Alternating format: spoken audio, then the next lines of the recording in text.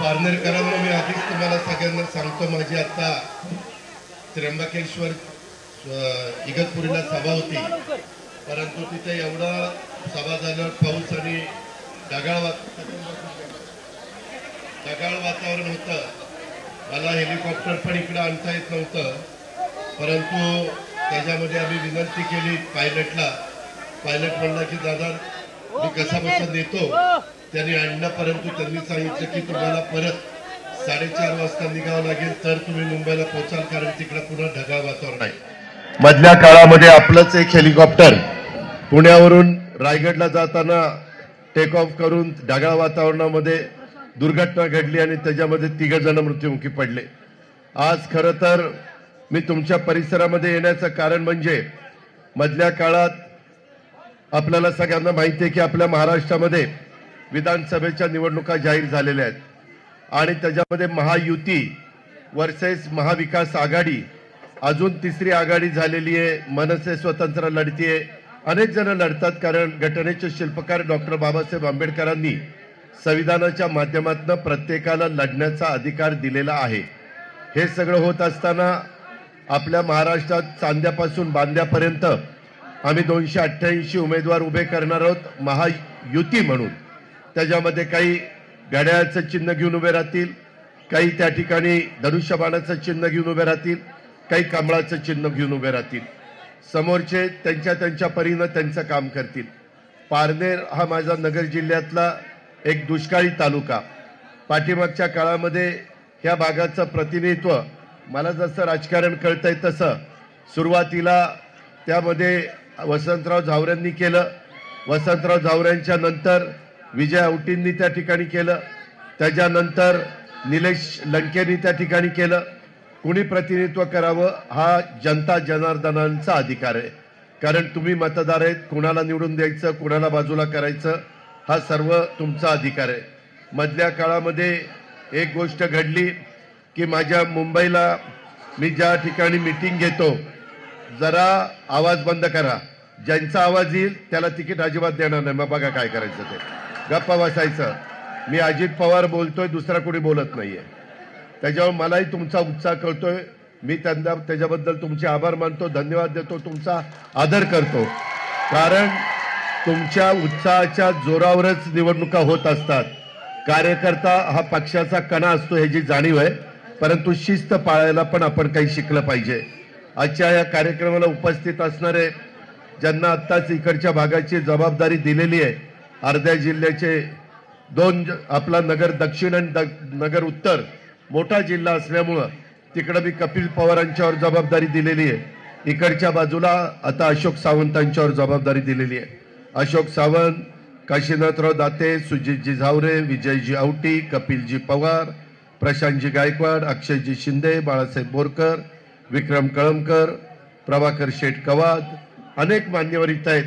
आणि आज जे प्रवेश करणार आहेत ते सगळे प्रवेश करणारे माझे सहकारी, सर्व माधवराव लामटे, त्याच्यामध्ये सर्व माझे पारनेरच्या वेगवेगळ्या भागातून आलेले सगळे हितचिंतक, सगळे कार्यकर्ते, माझे वडीलधारी, माझ्या काही मायमाऊली पण इथं उपस्थित, भगिनी वर्ग, जरा भगिनी वर्गाला बसायला जागा द्या, किंवा माझी पोलीस हे इथलं जरा सोडा आणि इथं महिलांना बसवा, हे काढा आणि फक्त महिला सोडा, इथं बसू द्या. हे काढायला किती वेळ लागतोय? ते काय कात्री लावली तरी ते निघू शकतं. डिकले, हे डिकले, सिक्युरिटी कोण आहे माझी, त्यांनी जावा आणि महिलांना इथं बसू द्या.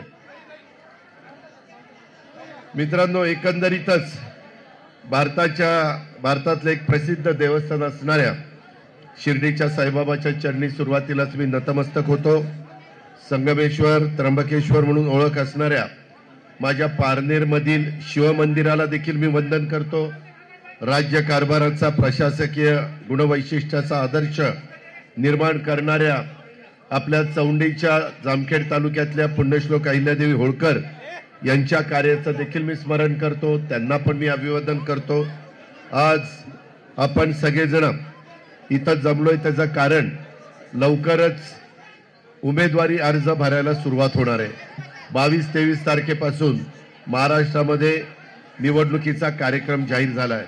20 नोव्हेंबरला दिवाळीच्या नंतर मतदान आहे, 23 तारखेला मतमोजणी आहे नोव्हेंबरला, आणि साधारण 26-27 तारखेपर्यंत नवीन मंत्रिमंडळ अस्तित्वात आलं पाहिजे, हा नियम आहे। आता इकडे येण्यामागचं कारण थोडीशी धावपळ झाली।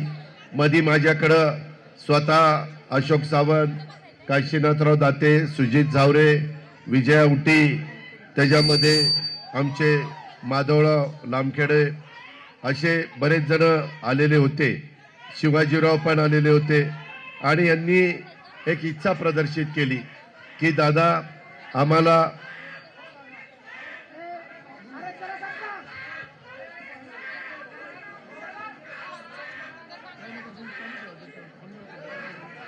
याला दुपारी चंद्रावर गेला का रे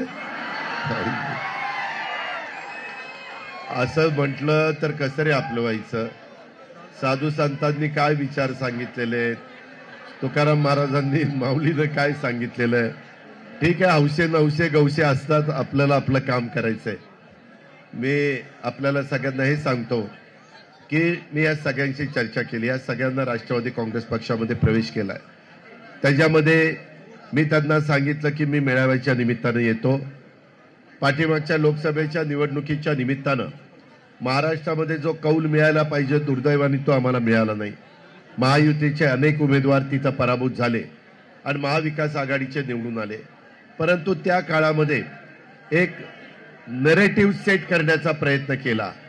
तो नरेटिव्ह असा होता की संविधान बदललं जाणार, आरक्षण काढलं जाणार, आपल्याला आता संधी मिळणार नाही। आदिवासी समाजामध्ये पण हा मेसेज गेला आणि माझ्या मागासवर्गीय समाजामध्ये देखील हा मेसेज गेला, आणि मी जाहीरपणे सांगायचो, वेगवेगळ्या भागामध्ये जाऊन सांगायचो की बाबांनो हे खोटं आहे, हे चुकीचं आहे, हा प्रचाराचा भाग आहे। घटनेचे शिल्पकार डॉक्टर बाबासाहेब आंबेडकरांनी दिलेलं संविधान जगातलं एक उत्तम संविधान आहे। आपला भारत देश एकसंघ ठेवण्याचं काम ह्या संविधानाने केलंय। सर्व धर्म समभाव ही एक प्रत्येकाला, शिवशाहू फुले आंबेडकरांच्या महाराष्ट्रामध्ये प्रत्येकाला जातीभेद न ठेवता प्रत्येकाचा मान सन्मान ठेवला जातो, ही आपली संस्कृती आहे। चव्हाण साहेब, यशवंतराव चव्हाण साहेब जे पहिले मुख्यमंत्री महाराष्ट्राचे झाले, त्यांनी आपल्याला शिकवण दिलेली, ही परंपरा आपण जतन केली पाहिजे। परंतु त्यावेळेस आमच्यावर कमी विश्वास दाखवला आणि समोरच्यांनी नरेटिव्ह सेट करून जास्त विश्वास दाखवला, त्याचा फटका बसला। त्याच्यामध्ये अब की बार 400 पार असाही प्रचार झाला, आणि मग काही जण सांगायचे की कशाला 400 पार पाहिजेत, ह्यांना घटना बदलायची, ह्यांना संविधान बदलायचं आहे। तुम्ही बघा आता महाराष्ट्रामध्ये बहुतेक सगळ्या तालुक्यामध्ये संविधान भवन हा उभं करण्याचा निर्णय झालेला आहे। पंतप्रधानांनी तिसऱ्यांदा देशाचे पंतप्रधान म्हणून ज्यावेळेस शपथ घेतली त्यावेळेस त्याच्यामध्ये हे आता तुम्ही दाखवलं ना, हे बाळा मी बघितलं काय होतं, मागच्या लोकांना दिसत नाही। माझी विनंती आहे की ते तुमचं लक्षात आलंय, तुम्ही कुणाचे समर्थक आहात ते सगळं मला लक्षात आलंय, त्या पद्धतीने मला तुमच्याबद्दल आदर आहे, काळजी करू नका, पण मागच्या लोकांना पण दिसू द्या अशी माझी विनंती आहे। मला इथं मीडियावाले पण आहेत, तुम्ही कॅमेरा सेट केला असता खाली बसा ना, तुमच्या पाठी बघायला माझी लोक आली नाहीत, मला बघायला आलीत आणि मला ऐकायला आलीत, खाली बसा। त्या संदर्भामध्ये मला आपल्याला सगळ्यांना सांगायचं आहे की एकंदरीतच जो लोकसभेला फटका बसला, शेवटी लोकशाही आहे, आम्ही त्याचा आदर केला। त्याच्यानंतर आम्ही पुन्हा कामाला लागलो। एकनाथराव शिंदे राज्याचे मुख्यमंत्री आहेत, उपमुख्यमंत्री देवेंद्रजी आहेत, मी आहे, वेगवेगळे मंत्रिमंडळामध्ये सहकारी आहेत। आम्ही राज्याचं हित कशात आहे, माझ्या शेतकऱ्यांचं हित कशात आहे, माझ्या मायमाऊलींचं हित कशात आहे। मी पारनेरकरांनो 10 वेळेला आपल्या राज्याचा अर्थसंकल्प सादर केला। त्यावेळेस मला अर्थसंकल्प सादर करत असताना मी फार विचार केला। मी ग्रामीण भागामध्ये काम करणारा एकेकाळचा कार्यकर्ता, मी पहिल्यांदा माझ्या गावच्या विकास सोसायटीचा पंच होतो, नंतर चेअरमन झालो, नंतर बँकेला डायरेक्टर झालो, नंतर बँकेचा चेअरमन झालो, असा टप्प्याटप्प्यामध्ये मी तिथं आज इथपर्यंत पोहोचलेलो आहे। त्याच्यावर ग्रामीण भागामध्ये कम म्हणजे काय, पीक कर्ज कसं करायचं असतं, कसं द्यायचं असतं, मध्य मुदत म्हणजे काय, दीर्घ मुदत म्हणजे काय, संस्था चांगली कशी चालवायची, ह्या सगळ्या गोष्टी मला माहिती आहेत. दुधाचा व्यवसाय मी केलाय, पोल्ट्रीचा व्यवसाय मी केलाय, शेतीवाडी मी करतोय. आज देखील जरी मी राज्याचा उपमुख्यमंत्री असलो तरी शेतामध्ये जाऊन त्या ठिकाणी मी माझ्या परीनं काम करण्याचा प्रयत्न, पिकं चांगली आणण्याचा प्रयत्न करतो असतो, कारण माझ्या बापदाद्यांनी ते केलेलं आहे. माझ्या आजोबांनी, पंजोबांनी, खापर पंजोबांनी, माझ्या वडिलांनी, आता मी करतोय, आता पुढची पिढी करेल. आणि ही परंपरा सगळ्या पारनेरमध्ये चालू आहे, माझ्या नगरमध्ये चालू आहे, माझ्या श्रीरामपूरमध्ये चालू आहे, माझ्या शिर्डीमध्ये चालू आहे, सगळीकडेच चालू आहे, श्रीगोंद्याला आहे. मी सगळी नावं घेत नाही, सगळीकडे आहे. आणि त्याच्यामुळं मला ज्यावेळेस संधी मिळाली, ती संधी मिळाल्यानंतर मला महत्त्वाची पदं तुमच्या सगळ्यांच्यामुळं मिळाली. अर्थसंकल्प सादर करत असताना मी विचार केला, ह्या माझ्या मायमाऊली इथं बसल्यात, की बाबा ह्यांच्याकडे कोणी लक्ष देत नाही. आपण म्हणतो पुरुषांच्या बरोबरीनं महिलांना वागणूक दिली पाहिजे, त्याच्याशिवाय देश पुढे जात नाही. जगात जिथं पुरुषांच्या बरोबरीनं महिलांना वागणूक दिली जात नाही ते देश जगामध्ये मागं पडलेले आहेत. आणि त्याच्यामुळं आपल्या इथं तर राजमाता जिजाऊंचा वारसा आहे, आपल्या इथं पुण्यश्लोक अहिल्यादेवी होळकरांचा वारसा आहे, आपल्याकडं रमाई मातेचा वारसा आहे, आपल्या इथं क्रांतिज्योती सावित्रीबाई फुलेंचा वारसा आहे. किती मी महिलांची नावं घेऊ की त्यांनी एक आदर्श तुमच्या माझ्या पिढ्यानपिढ्या पुढच्या लोकांच्या करता ठेवलेला आहे. पण आज माझ्या गावामध्ये, माझ्या वाडी वस्तीवर जाणारी, खुरपणीला जाणारी महिला, आज धुडंबांधणी करणारी महिला, आज स्वयंपाक करणारी महिला, आज तिथं कचरा गोळा करणारी महिला, आज काही ठिकाणी काचा गोळा करण्याचं काम महिला करते. अक्षरशः शहरी भागात झोपडपट्टीमध्ये अतिशय खराब अवस्थेमध्ये ती तिथं जीवन जगत असते, परंतु पोटाकरता, आपल्या नवऱ्याकरता, आपल्या मुलाबाळांच्या करता ती तेवढे कष्ट घेते. मी विचार केला की आत्तापर्यंत अनेक गोष्टी आपण केल्या, वेगवेगळ्या सरकारांनी केल्या. ह्यावेळेस मुख्यमंत्री माझी लाडकी बहीण योजना आणायची आणि त्याच्यामध्ये ती योजना अशी आणायची की त्या महिलेच्या डायरेक्ट अकाउंटला पैसे टाकायचे, 1,500 रुपये महिना. आणि आम्ही फॉर्म भरायला सुरुवात केली. आमची चेष्टा मस्करी केली. विरोधक म्हणले हे काय चुनावी जुमला आहे, हे काय तात्पुरतं आहे, हे काय पुढं जाणार नाही, ह्यांच्याकडे पैसेच नाही, हे कर्जबाजारी आहेत, हे कांगाल आहेत, वाटेल तशा प्रकारचे आरोप झाले. नंतर महिलांना म्हणले घ्या पैसे, पहिले आले लवकर काढून घ्या, नाहीतर पुन्हाच पैसे काढून घेतील. वाटेल ते म्हणजे खरोखरीच मी पण राजकीय जीवनामध्ये सत्तेमध्ये काम केलंय, विरोधी पक्षात काम केलंय, विरोधी पक्षाचा नेता म्हणून काम केलंय, राज्यमंत्री, मंत्री, उपमुख्यमंत्री सगळी पदं तुमच्यामुळे मला मिळालेली आहेत, त्याच्यामध्ये मी समाधानी आहे. पण हे ज्या पद्धतीनं आमची चेष्टा टिंगलटावाळी चाललेली होती, ठीक आहे ना बाबा, तुम्ही तुमच्या सरकारचं असताना तुम्ही काय योजना केल्या, त्याच्यात काही वेगळं करण्याचा प्रयत्न आम्ही करतोय. आम्ही देशामध्ये, आता परवाच मी हरियाणाला गेलो होतो, चंदीगडला. देशाच्या पंतप्रधानांनी एनडीएचे जेवढे मुख्यमंत्री आहेत, जेवढे उपमुख्यमंत्री, त्यांची कॉन्फरन्स बोलवली होती. शपथविधी झाला. हरियाणाचे मुख्यमंत्री ओबीसी समाजाचे सैनी म्हणून झालेले आणि 3:30ला आमची कॉन्फरन्स सुरू झाली, 8:30 पर्यंत चालली. त्याच्यात राज्यामध्ये काय केलं पाहिजे, महिलांच्या करता काय करावं, युवा युवतींच्या करता काय करावं, बेरोजगारी कमी करण्याकरता काय करावं, परदेशी गुंतवणूक तुमच्या राज्यामध्ये येण्याच्या करता कसं वातावरण तुम्ही तयार केलं पाहिजे. आज पारनेर तालुका माझा दुष्काळी तालुका, परंतु सुप्याला एमआयडीसी आल्यानंतर पारनेरचं चित्र बदलायला लागलं. परंतु आज तिथं दहशत पण आहे, आज तिथं गुंडगिरी पण आहे, आज तिथं दादागिरी पण आहे. त्या संदर्भात आता महाराष्ट्रात मी सगळीकडे फिरतोय. माझ्या पिंपरी चिंचवडला इंडस्ट्री आली, तिथं असं काही आम्ही होऊन देत नाही. नव्या मुंबईत आता बाळासाहेब इथं आहेत, त्यांना विचारा, तिथं इंडस्ट्री आहे. तुमच्या पलीकडे शिरूर तालुका आहे, शिरूरला पण राजनरगाव एमआयडीसीला इंडस्ट्री आहे. माझ्या इथं बारामतीला, इंदापूरला आहे, सगळ्या भागात. कारण त्या भागातल्या मुलांना मुलींना रोजगार निर्माण व्हावा, त्यांच्या हाताला काम मिळावं. कारण सगळेच काही शेतकरी नाही आहेत. जे शेतकरी आहेत त्यांच्याकरता पाणी आणण्याच्या बद्दल अनेक महत्त्वाचे निर्णय अलीकडच्या काळात आम्ही सरकारमध्ये घेतलेले आहेत. आणि आमचा तर प्रयत्न हा आहे की पश्चिमेकडे पडणारं पाणी ते समुद्राला जातं, ते आपल्याला वळून पूर्वेकडे आणायचे आणि धरणं भरण्याचे. तशा पद्धतीनं आपण येवला तालुक्यामध्ये नाशिकला प्रयोग केला, तो सक्सेस झाला. आम्ही उजनी धरण भीमा खोऱ्यात आहे, भीमा नदीचं पाणी सीना खोऱ्यात घातलं, बोगदा केला, पाणी जायला लागलं. तिकडं दोंबलकवडीचं पाणी तिकडच्या बोगद्यातनं नीरा खोऱ्यात आणलं, पाणी यायला लागलं. खंडाळा तालुका जिराज बागायती झाला. असं आता खूप वेगळ्या पद्धतीनं करता येतं. पारनेरकरांनो, तुमचा विश्वास बसणार नाही. तेलंगणा म्हणून आपला एक राज्य आहे, त्या तेलंगणामध्ये 1-1 लाख हॉर्सपॉवरच्या मोटारी टाकून पावसाचं वाहून जाणारं समुद्राला पाणी हे उचललं जातं आणि ज्या जिरायत भागात पाझर तलाव, तळी, शेततळी जे काही आहे ते सगळं त्या ठिकाणी त्या बाबतीमध्ये केलं जातं. तशा पद्धतीनं आम्ही देखील त्या ठिकाणी केलं.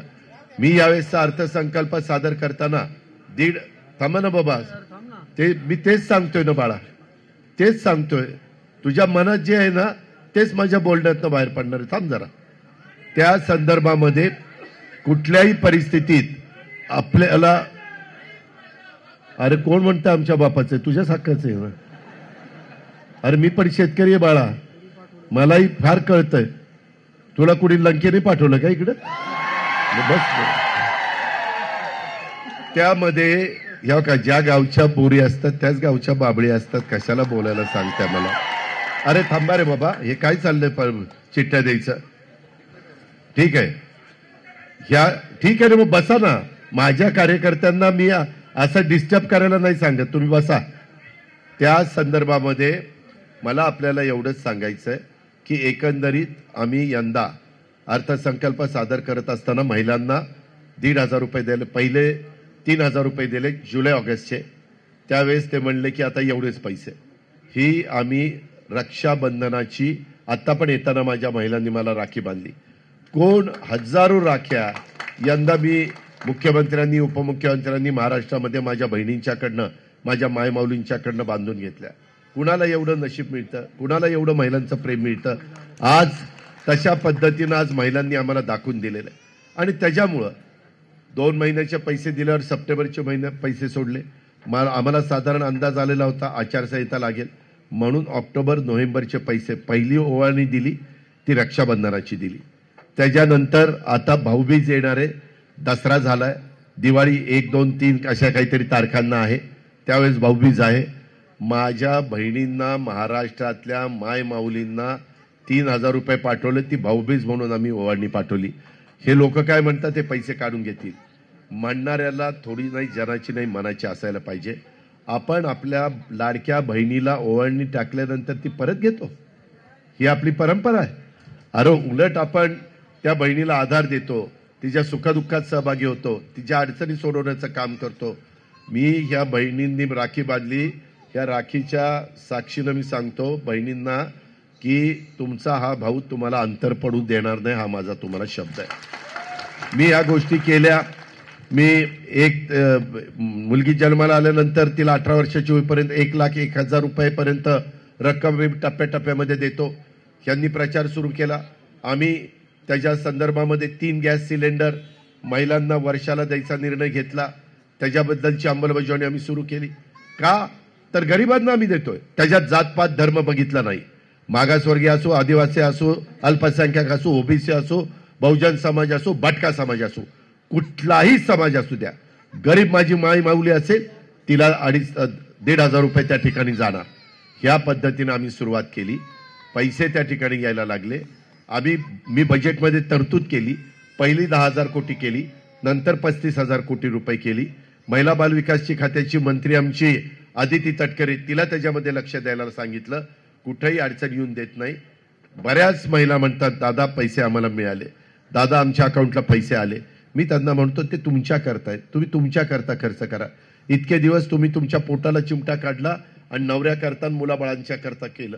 अहो पण तुम्हालाही काहीतरी आहे ना, मन आहे, तुमची पण काही आवड आहे, तुम्हालाही पारनेरच्या बाजारात आल्यानंतर काहीतरी घ्यावंसं वाटतं, तुमचा हक्क आहे.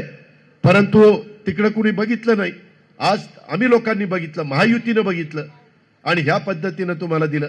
मग म्हणले बघा ह्यांच्या लाडक्या बहिणीचे आहेत, पुरुषांकडे लक्षच नाही. माझ्या बांधवांनो, माझ्या खूप दिवस मनात होतं, मी ऊर्जा खातं सांभाळलं. मी देवेंद्रजींशी बोललो, देवेंद्रजी आपण 3, 5, 7.5 हॉर्सपॉवरच्या मोटार चालवणाऱ्या इलेक्ट्रिक पंप चालवणाऱ्या शेतकऱ्यांना त्यांचे कनेक्शन तोडतात. मग कधीतरी आमच्या शेतकऱ्यांना नाईलाज असतं, मनात नसतं, पण आकडा टाकावा लागतो, कारण पाणी असतं विहिरीत आणि पिकाला तर पाणी देता येत नाही. आणि त्या पद्धतीनं आम्ही ती वीज माफी केली. आता पारनेरकरांनो, शून्याचं बिल आलं की नाही तुम्हाला? प्रत्येकाला आलं. आम्ही बोलतो तसं वागतो. महाराष्ट्राला माहिती आहे, गेले 35 वर्ष अजित पवार थोडासा कडक असेल, परंतु शब्दाचा पक्का आहे. मी आज तुम्हाला सगळ्यांना सांगतो, ही वीज माफी आहे, ही तात्पुरती नाही. 44 लाख शेतकरी, 44 लाख, त्या 44 लाख शेतकऱ्यांना आम्ही त्याच्यामध्ये 3, 5, 7.5ची वीज माफी केली. आता पारनेरकरांनो, टप्प्याटप्प्याने आम्ही तुम्हाला दिवसा वीज देणार आहे. तुम्ही म्हणाला मग ह्याच्या आधी का नाही दिली? ह्याच्या आधी न देण्याचं कारण हो का? आता तुम्हाला मी दाखवतो. मोहन येवले हे आपले तनपुरेवाडीचे राहुरी तालुक्यातले, ह्यांचं बिल, त्यांचं 10,256 रुपये बिल होतं 3 हॉर्सपॉवरचं. शासनाने भरलेली रक्कम 10,256, ग्राहकाने भरावायची रक्कम 00 बिल. कधी असं झालेलं नव्हतं. एकदा मला आठवत आहे, 2003ला सुशीलकुमार शिंदे असताना दिलं आणि 2004ला पुन्हा आम्ही सत्तेवर आलो. लोकांना आवडलं, लोकांनी आम्हाला निवडून दिलं आणि पुन्हा बिलं पाठवायला लागलं. मी म्हणलं असं कसं? लोकांना आपण सांगून मतं घेतली, राव खोटं कसं काय बोलायचं? नाही म्हणले, आपल्याला परवडत नाही. मी अर्थमंत्री म्हणून सांगतो, दरवर्षी तुमच्या बिलाचे 15,000 कोटी रुपये राज्य सरकारच्या तिजोरीतनं महावितरणला भरण्याच्या करता आपली ऐपत आहे. अजित पवार तुमच्या समोर बोलतोय, 7 लाख कोटीचा अर्थसंकल्प मी दरवर्षी सादर करतो. गेल्या वर्षी 6.5, 50,000 वाढतो. पुढच्या वेळेस 7 लाख कोटी. 7 लाख कोटी पैकी 3 लाख कोटी पगाराला, पेन्शनला आणि घेतलेल्या कर्जाच्या व्याजाला जातात. 4 लाख कोटी आपल्याला विविध योजना करता, वेगवेगळ्या लाभार्थ्यांना लाभ देण्याकरता, माझ्या मागासवर्गीय आदिवासी मुलामुलींना शिक्षणाकरता, इतर पण वर्गातल्या गरिबांच्या करता आपल्याला मदत करता येते. रस्ते, लाईट, पाणी हे सगळं आपण त्याच्यातनं करतो. आता आम्ही काय केलं, 35,000 एकर जमीन, बॅरन लँड, पूर्वी जशी माझ्या पारनेरची होती तशी कुसळ उगवायचं, तशा प्रकारची लँड त्यांना दिली आणि मोठ्या मोठ्या कंपन्यांना सांगितलं मला तिथं वीज द्या. पूर्वीची वीज आपल्याला तुमच्यापर्यंत पोहोचवायला 7 रुपये युनिटला खर्च मिळायचा. आता सोलर, सूर्यप्रकाश आला की तुमची वीज चालू, त्याचा खर्च 3 रुपये येतो, 4 रुपयाची बचत झाली. त्याच्यामुळं आता इथून पुढं पारनेरकरांनो, 6 ते 8 महिन्यात आम्ही लोक, महायुती सरकार, तुम्हाला दिवस उजाडला तुमचा वीज पंप चालू, दिवस मावळला वीज पंप बंद करायचा, घरामध्ये जाऊन बायका पोरांच्या मध्ये रात्रीचं जेवण करून सुखामध्ये त्यांच्याबरोबर राहायचं. बिबट्याची काळजी नाही, रात्री विंचू काट्याची काळजी नाही. मला ते खूप दिवस काय होतं, आठवड्यातले 3 दिवस तुम्हाला दिवसा आणि 3 दिवस रात्री, लोक अक्षरशः बेजार होतात. बरं कुठं काय कधी रात्री घडेल सांगता येत नाही. आणि म्हणून हा एक निर्णय आम्ही घेतलाय.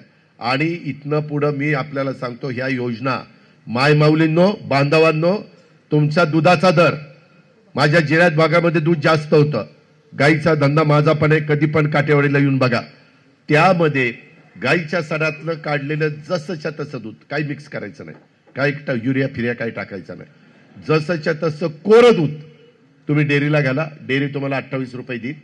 आम्ही तुमच्या दुधाला 7 रुपये अनुदान 1 ऑक्टोबर पासून जास्त देणार. 35 रुपये माझ्या शेतकऱ्याला परवडावं म्हणून आम्ही देतोय. शेतकरी आमचा आहे, आम्ही शेतकऱ्याचे, शेतकरी ही आमची जात आहे, आम्ही दुसरी जात मानत नाही. ठीक आहे, कुणी त्या काळामध्ये जातीच्या भिंती केल्या असतील, पण माणुसकी ही तुमची माझी जात आहे, हे आपण लक्षात घ्या. आणि ह्या पद्धतीने ह्या सगळ्या योजना आपण देतोय. ह्या योजना पुढेही मायमाऊलींनो चालू ठेवायच्यात, पुढेही चालू ठेवायच्यात. पण त्याकरता तुम्हाला पारनेरमध्ये येणाऱ्या निवडणुकीमध्ये घड्याळाच्या चित्राच्या शेजारचं बटन दाबावं लागेल. आम्ही लोक पुन्हा येऊ, आम्ही आल्यानंतर ह्या योजना चालू ठेवू. केंद्र सरकार आमच्या विचाराचं आहे. केंद्र सरकार आमच्या विचाराचं असल्यामुळं मोदी साहेबांची, पियुष गोयलांची, नितीन गडकरींची, त्याच्यामध्ये नवीन कृषी मंत्री झालेले शिवराज सिंग चौहान, त्यांनी मध्य प्रदेश खूप पुढे नेलेला आहे, त्यांची, अमितभाईंची, ह्या सगळ्यांच्या आमच्या ओळखी आहेत. मधी मला फटका ज्यावेळेस लोकसभेला बसला, मी त्यांना म्हणलं काही वेगवेगळे त्याचे कंकोरे होते. त्याच्यात जसं संविधानाचं होतं तसं आमचा कांदा उत्पादक शेतकरी माझ्या बारामतीत आहे, माझ्या पारनेरमध्ये आहे, माझ्या नगर जिल्ह्यात आहे, माझ्या नाशिक जिल्ह्यात आहे, माझ्या पुणे जिल्ह्यात आहे. आणि त्यांचं निर्यात बंदी केल्यामुळं भाव पाडायचे. ते म्हणायचे राव आम्ही शेतकरी, आमचे भाव पडतात. आता कांदा निर्यात बंदी उठवलेली आहे. केंद्र सरकारच्या विचाराचं उद्याच्याला विधानसभेचं सरकार तुम्ही आणलं तर आम्ही हक्काने जाऊन जागतिक बँकेचा 0.5% पैसे आपण आपल्या विकास कामाला आणू शकतो. जपान गव्हर्नमेंटचे आत्ता पुण्याला नदी सुधार कार्यक्रम चाललाय, 1000 कोटी रुपये आणले 0.5%. 0.5%. तुम्ही तर 10 रुपये शेकड्याने घेताय. नंदीवाले माकडवाले वगैरे देतात ना, 10 रुपये शेकडा रेट चालले गेले. 0.5% वर्षाला त्याच्यातनं विकास करता येतो, त्याच्यातनं कायापालट करता येतो. आज रस्ते सगळे नॅशनल हायवे चाललेत, विमानतळं चाललीत, बंदरं चाललीत, वंदे भारत ट्रेन चालल्यात. हे ह्याच्यात द्योतक आहे, त्याच्यातून आपण हे करतोय. आणि म्हणून आपल्याला मोठे अजून पाण्याचे प्रश्न जे आता माझ्या शेतकऱ्यांनी तिथं बोर्ड धरलेला होता त्याचं खरं दुखणं तेच आहे. आज पलीकडच्या बाजूला जे पाणी पडतंय, आता माणिकडोह, मी आता येताना माणिकडोह, डिंबे, येलदरी, आपल्या पिंपळगाव, जोगा ह्या धरणावरनंच आलो. माझं निळवंडे, माझं भंडारदारा निळवंड्याचं पाणी तिकडच्या खालच्या लोकांना मिळतं, आपल्याला मिळतं ते कुकडीचं पाणी त्या ठिकाणी मिळतं. आणि काही काही ठिकाणी बोगद्याने ह्या सगळ्या गोष्टी करायच्या. आता पाण्याची बचत करता येते. उजनी प्रचंड भरून वाहत आहे. उजनीची फ्लॅपची उंची मी वाढवलेली आहे, त्याच्यावर 14 TMC पाणी जास्तीचं मावतंय. ह्या सगळ्या गोष्टी करायच्यात. आम्हाला त्याचा अनुभव आहे, आम्ही काही भागामध्ये करून दाखवलेलं आहे.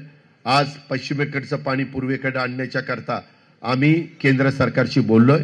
ते म्हणले आम्ही तुम्हाला त्याच्यातनं निधी देतो. विरोधी पक्षाचे सरकार आलं तर त्यांचं केंद्र कुणी ऐकणार नाही. केंद्रवाले म्हणतील आमचं ऐकत नाही. आज ऊसाचा पण MSPचा दर मी वाढवून द्यायला सांगितलेला आहे. कांदा निर्यात बंदी झाल्यामुळे कांद्याचे भाव, टोमॅटोचे भाव, भाजीपाल्याचे भाव आता चांगलेत. अचानक परतीचा पाऊस पडतोय, काही काही ठिकाणी नुकसान होतंय, पंचनामे करायला सांगितले, त्याच्याबद्दलची भरपाई द्यायला सांगितलेले. पीक विमा उतरवलेला आहे. काही काही लोकांना पीक विम्याचे पण पैसे यायला लागलेले. कुठं अडचण असेल तर ती बघीन, त्याच्यातनं मार्ग काढीन. शेवटी आपल्याला मार्ग आपणच काढणार आहे, दुसरं कोणी येऊन काढणार नाही. इथलं राजकारण बदललेलं आहे. इथं राजकारणामध्ये आज पारनेरमध्ये मागच्या काळात मीच निलेश लंकेला आपल्या राष्ट्रवादीमध्ये घेतलं, निवडून आणलं. परंतु त्याच्यानंतरच्या करोनाच्या काळामध्ये आम्ही सर्वतोपरी सहकार्य केलं. परंतु माणसं एखाद्या वेळेस महत्वाच्या पदावर गेल्यानंतर बदलतात, तशा पद्धतीनं निलेशचं झालं. निलेश त्या ठिकाणी बदलला. त्याच्या अवतीभोवतीची चांडाळ चौकटी त्यांनी तर पारनेरकरांची वाटच लावलेली. मी तुम्हाला सांगतो, एकंदरीतच मी अर्थमंत्री म्हणून मला यंदा 1 वर्ष मी विरोधी पक्षात होतो, 1 वर्ष कोरोनात गेला, 3च वर्ष मला मिळाली. 3 वर्षामध्ये ह्या बहुतेकांच्या तालुक्याला हजारो कोटी रुपये देण्याचं काम मी केलं. पारनेरला पण मी 1,500 ते 2,000 कोटी रुपये दिले. मी फाईल सह्या दाखवतो, माझी सही फायनल अर्थमंत्री म्हणून.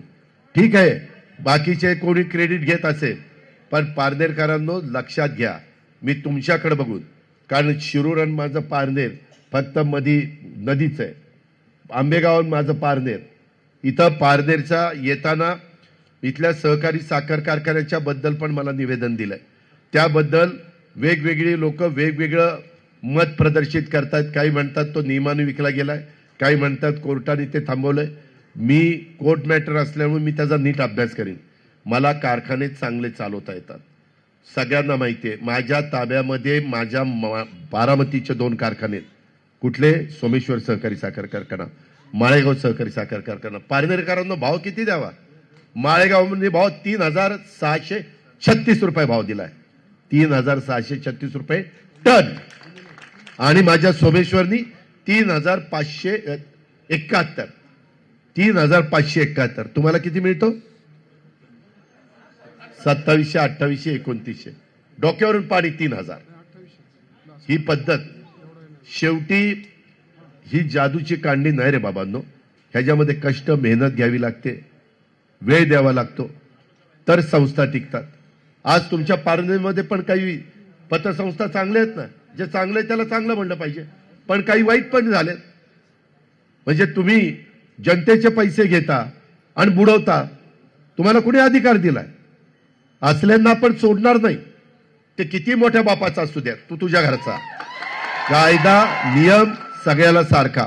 आणि त्यामुळं आपली पारनेर शहर नळ पाणी पुरवठा योजना असेल ती प्रलंबित आहे. इतर काही प्रश्न आहेत. केंद्र सरकारने हर घर नल ही एक योजना आणलेली आहे, हे आपण लक्षात घ्या. मध्ये मी मागे असंच तो अशोक सावंत माझ्या मागे लागायचा की दादा संत निळोबाराय देवस्थानला मला काहीतरी निधी द्या. मी तिथं गेलो होतो, मी जाहीर केला मी देईन, परंतु कामाच्या व्यापातनं माझ्याकडनं राहिलं. नंतर मला पण अशोकने आठवण केली. मी म्हणलं हो बाबा, मी गेलो होतो आणि मी संत निळोबा देवस्थानला म्हणालो होतो की मी देईन. 7 कोटी रुपये परवा पाठवून दिले. 7 कोटी रुपये.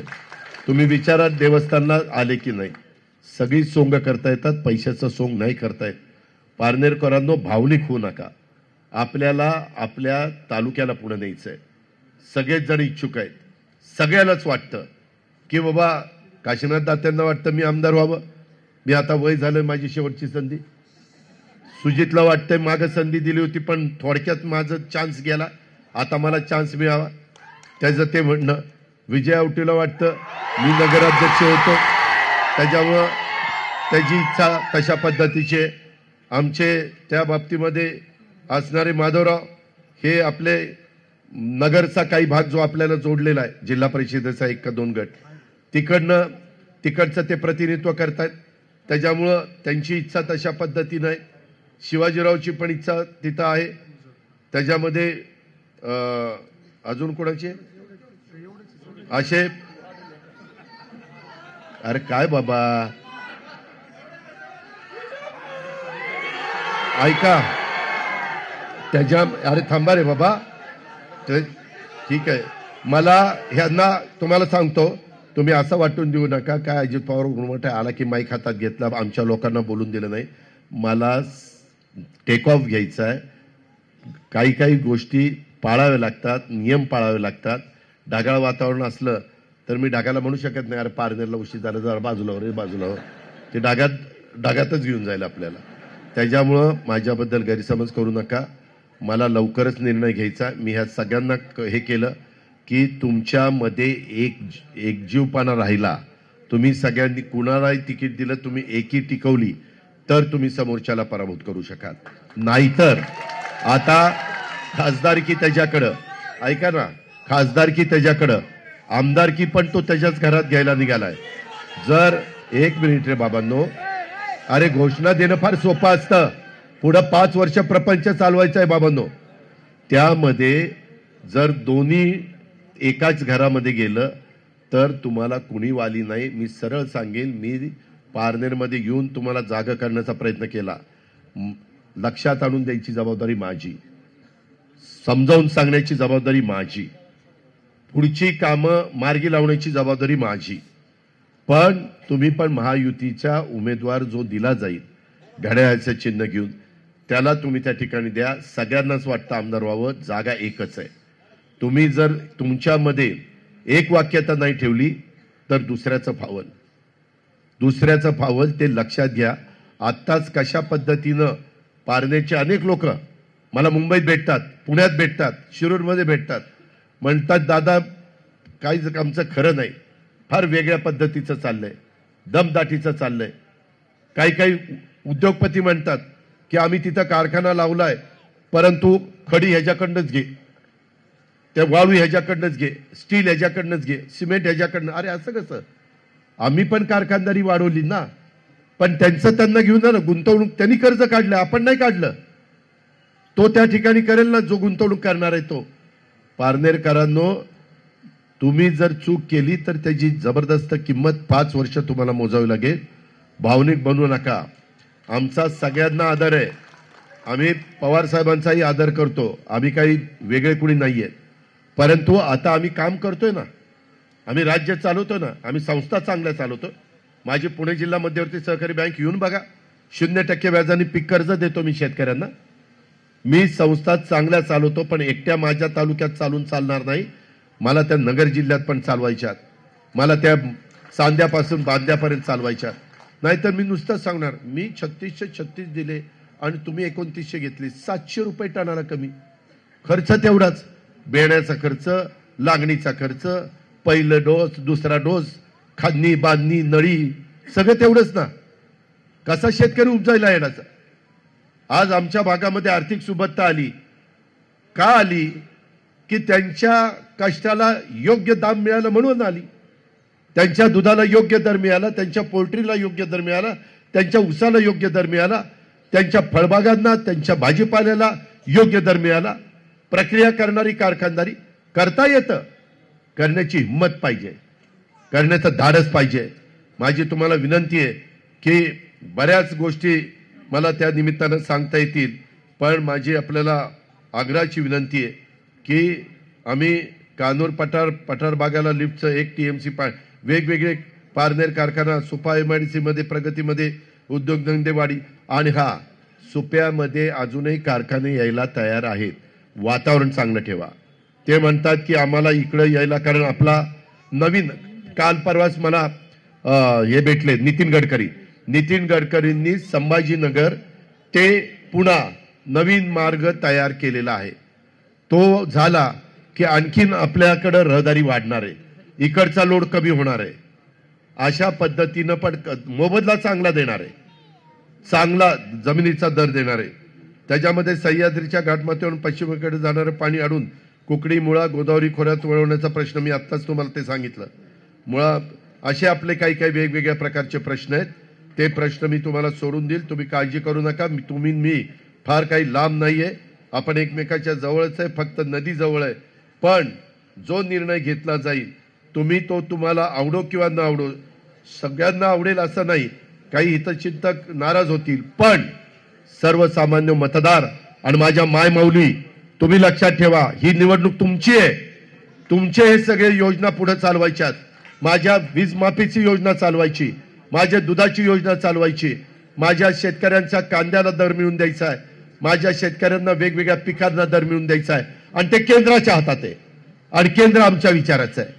आम्ही तिथे जाऊन आणू भांडून. नाही भांडलो तर तुम्ही आम्हाला जा विचारा किंवा दादा तुम्ही तिथं मांडला का नाही आता करत, हेच सांगायला मी आलेलो आहे. वेळ कमी आहे, समजून घ्या एवढीच विनंती करतो. पुन्हा फॉर्म भरण्याच्या निमित्तानं किंवा अजून एका सभेच्या निमित्तानं येईल, पण गाफील राहू नका, भावनिक होऊ नका. काही जण आणखीन काही वेगवेगळे सांगतील. पैशाचं सोंग करता येत नाही.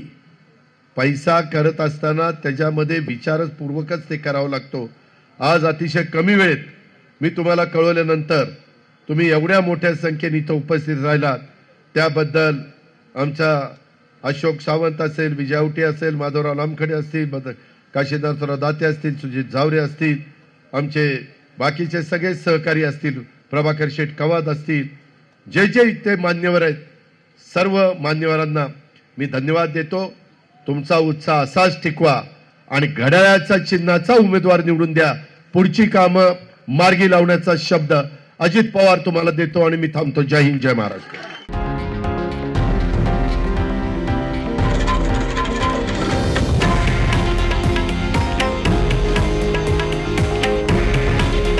हे आहे देशातील नंबर 1 न्यूज नेटवर्क आणि आपण पाहत आहात TV9 मराठी. काळजी तुमची, हित महाराष्ट्राचं.